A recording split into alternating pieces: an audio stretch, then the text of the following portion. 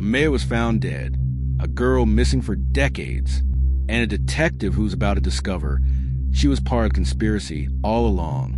Welcome to Elmsbridge, where truth is buried deep and digging it up could cost everything. The Elmsbridge sign was faded and half covered in ivy. As Detective Lana Merrick drove past it in her government-issued black SUV, she couldn't help but feel the weight of memories that clung to the air like fog.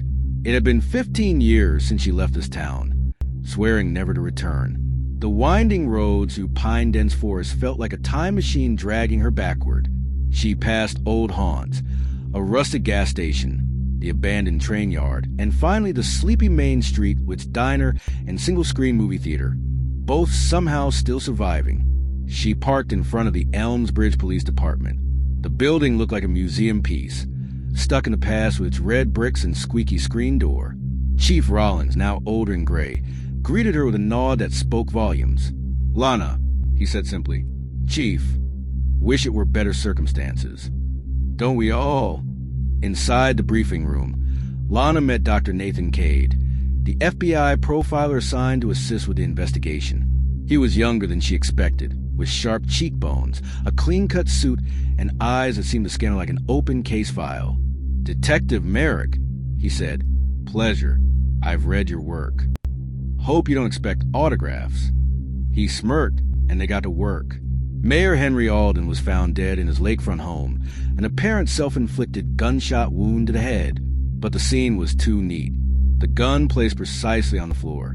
No blood spatter on the right wall, despite the exit wound.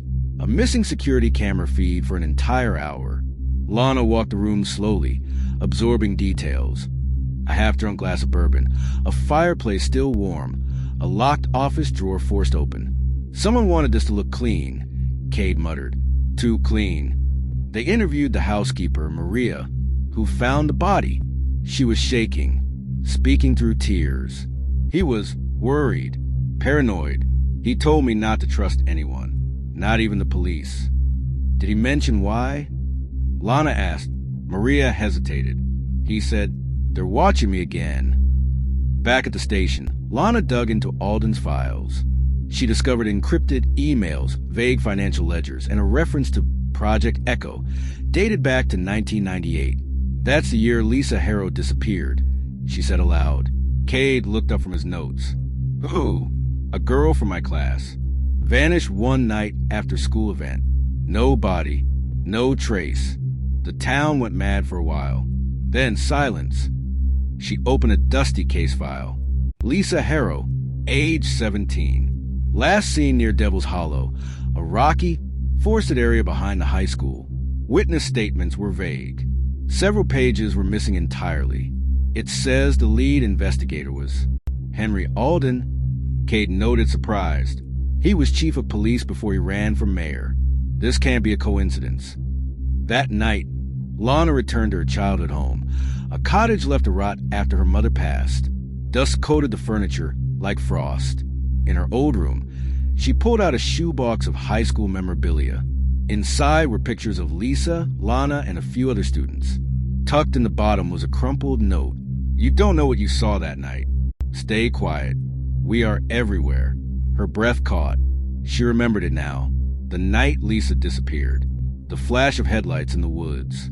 The sound of shouting. A scream. She had buried it. Or someone helped her forget. Cade traced the camera footage and found a technician who serviced the mayor's system just days prior.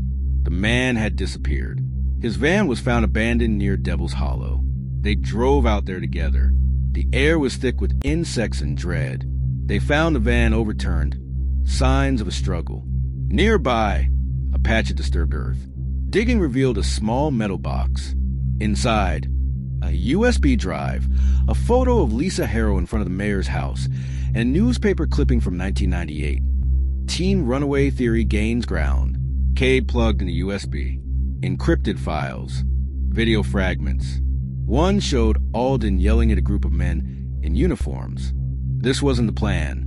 You said she'd be safe." Lana's hands trembled. "My God, they did something to her." They returned to the station, but the chief said nothing when Lana showed him the evidence. He looked tired. "Drop this, Lana. You don't know what you're poking. Tell me about Project Echo. No one talked about Echo, not if they want to keep breathing. Later that night, Lana received a text from a blocked number. You should have stayed away. Her porch light blew out. A shadow moved across the tree line. She gripped her service pistol tightly. Something was waiting in Elmsbridge, and it was only just beginning. The morning after the threat, Lana Merrick stood on her porch, coffee cooling in her hand. The sky was bruised with storm clouds, and the pine trees whispered like they held secrets. She hadn't slept. The message still glowed on her phone. You should have stayed away. Inside, Dr. Nathan Cade reviewed the decrypted USB drive. He had managed to unlock 2 additional files, audio recordings. One featured a voice Lana recognized immediately. Henry Alden. Project Echo wasn't supposed to involve kids, Alden said. We were promised it would help protect this town. Another voice responded. You knew what you signed up for. There's no backing out. Lana clenched her fists. We need to find out who else was involved. Cade dug deeper. From financial records and Alden's hidden files, he extracted a list of names. Some redacted, others recognizable. Town council members, police officers, even a local reverend. The files refer to them as the Chamber, a closed circle of community leaders involved in something far larger than local politics. Some names had red X's next to them. Dead or silenced, Cade muttered. One name stood out. Chief Rollins. Lana stared at it, her stomach sinking. He tried to warn me off, but he didn't say he was in it. They confronted Rollins at his office. The man sighed heavily, locking the door behind them. I was young, he confessed. They told us it was a defense initiative, something to make Elmsbridge a model town. Then Lisa disappeared. Alden wanted out after that. Who's running it now? Lana asked. I don't know, but they call him the Shepherd. He replaced Alden as the enforcer. He's not local. You won't find a photo, just stories. They visited Reverend Marsh, an elderly priest listed in the files. His church sat empty, lit only by flickering candles. He seemed nervous, eyes darting to every window. You don't ask questions about Echo, he muttered. They watch. Always. What happened to Lisa Harrow? Lana asked. The Reverend paused. She was chosen. One of 3. Chosen for what? He only whispered, the offering. He handed them an old key and pointed toward a locked cellar beneath the church. There, in the damp dark, they found dusty crates of film reels, old VHS tapes, and surveillance files dating back 30 years. Until the next case. Truth always finds a way. Many featured children. Some Lana recognized, including herself. They brought the evidence to a trusted tech analyst in a nearby town. While processing footage, the analyst found a shocking detail. One reel showed Lisa Harrow live, filmed months after she was declared missing. She was in a facility underground, drugged, interviewed by masked figures. Then the tape ended abruptly. Cade paled. She didn't run away. They took her, used her. Another reel showed a council meeting with mass members discussing community compliance and how to maintain secrecy. Lana leaned forward. One voice, distorted, said, the detective's return could jeopardize everything. Eliminate her before the harvest. Tensions rose between Lana and Cade. He wanted to leak the footage to the press. She wanted to gather more evidence, fearing that acting too soon would only get them killed. You still don't trust me, do you? Cade asked. Not with this. Not yet. She didn't tell him she caught someone photographing her house from a car the night before, or that she'd been followed for 3 days. The next day, Reverend Marsh was found dead. Official cause, suicide. Lana didn't buy it. Cade found his house ransacked. The cellar was torched. Another name on the list, Councilwoman Evers, reached out in secret. They met her in a motel off Route 7. I'll testify, she said. I've kept records. Project Echo was funded by a private firm, Salus Industries. They were experimenting with behavioral control through environmental exposure. Lisa and the others were test subjects. She handed over a flash drive. There's more. Names. Experiments. Coordinates of the facility. That night, Her car exploded outside her home. Lana snapped. The violence, the cover-ups, the silencing. It mirrored her brother's disappearance years ago. A case she could never solve. She broke into the council archives. Cade covered for her while she pulled sealed boxes with data on Project Echo's original charter. She discovered a familiar signature on the founding document. Her father's. Using the coordinates from Ever's flash drive, Lana and Cade hiked through miles of forest to a concrete bunker half buried beneath Devil's Hollow. Inside, the power still ran. Labs, observation rooms, files, chains. Then they found the wall of photos. Lisa, others, one marked current. A young girl recently taken, dated 2 weeks ago. They heard voices.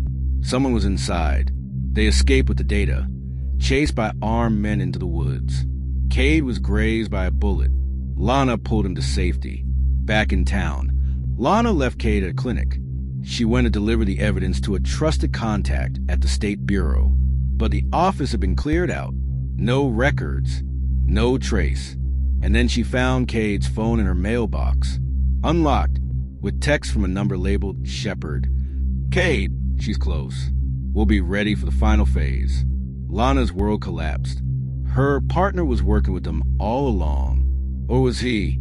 She fled town that night, driving deep into the wilderness with the flash drive, the photo wall prints, and the facility documents. A new name kept repeating in the files, Subject L3. She realized it wasn't Lisa. It was her. The experiments, the memory gaps, the headaches. She had been part of Project Echo. Now she needed answers. And revenge. The forest was silent, but for the crunch of leaves under Lana Merrick's boots. Her breath fogged in the chill dawn. She hadn't slept in 2 days, running on caffeine, rage, and a tangle of unanswered questions. The name in the files haunted her, Subject L3. Not Lisa. Her. Somewhere between memory and manipulation, her past had been rewritten. She wasn't just hunting Echo anymore. She was unraveling her own identity. She reached a safe house owned by an old FBI contact, Agent Darla Vaughn, who owed her favors from a messy Boston takedown years ago. "You look like hell," Vaughn said. "What the hell did you step into?" "Something that was always part me," Lana replied, "and I need your help exposing it."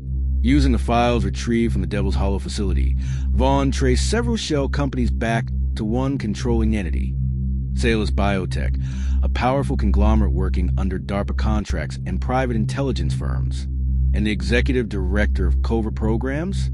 A man with no photo, no confirmed address. Codename, the Shepherd. He's real, Vaughn confirmed. But he never leaves a footprint. Except this. He's scheduled to attend a silent investor retreat in a secure state outside Richmond, 2 weeks from now. "That's our opening," Lana said. Cade resurfaced. He contacted Vaughn first, claiming he was a double agent working inside Echo all along. Lana refused to speak with him. "He fed them information," she said. He was working with Shepard. But Vaughn checked his story, cross-referenced old logs, dead drops, and burner phones. Cade had been passing intel to a buried whistleblower network for years. He'd used Lana's presence in Elmsbridge to trigger exposure. Still, trust had splintered. They agreed on one thing. The Shepherd had to be brought down. The Richmond estate was guarded like a military base. Lana posed as a tech security consultant. Cade entered through a service vendor's fake identity. Inside, they saw the elite of the elite, politicians, CEOs, lobbyists, watching presentation on behavioral conditioning through environmental tuning. It was Project Echo under a new name. The Shepherd took the stage, masked by low light. But Lana knew that voice. When the lights shifted, her blood turned cold. It was her father. He hadn't died in a car crash like she'd been told. He had faked his death and become one of the architects of Echo.